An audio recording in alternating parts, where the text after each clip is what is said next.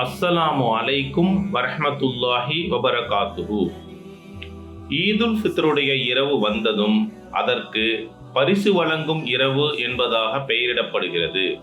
ஈது பெருநாள் சுபுஹ் நேரத்தில் அல்லாஹு தஆலா மலக்குகளை உலகிலுள்ள ஊர்கள் அனைத்திற்கும் அனுப்புகிறான்.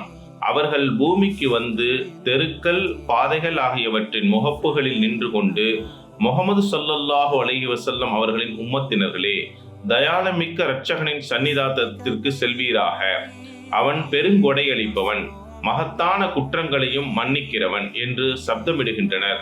அந்த சப்தத்தை மனிதர்கள், ஜின்கள் இரு சாராரை தவிர மற்றுமுள்ள அல்லாஹ்வின் படைப்பினங்கள் அனைத்தும் கேட்கின்றன. பின்னர் மனிதர்கள் ஈத்காவிற்கு செல்லும் பொழுது அல்லாஹு தஆலா மலக்குகளை நோக்கி, ஒரு கூலிக்காரருக்கு வேலையை முடித்த பின் என்ன பிரதிபலன் கொடுப்பது என்று கேட்கிறான்.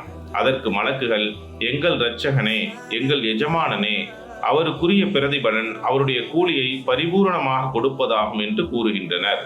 என்னுடைய மலக்குகளே, அவர்கள் ரமலான் மாதத்தில் நோன்பு வைத்து தராவி தொழுவதற்கு பிரதியாக என்னுடைய திருப்தியையும் மன்னிப்பையும் நான் வழங்கிவிட்டேன் என்பதற்கு உங்களை நான் சாட்சியாக்கிறேன் என்று அல்லாஹு தஆலா கூறுகிறான்.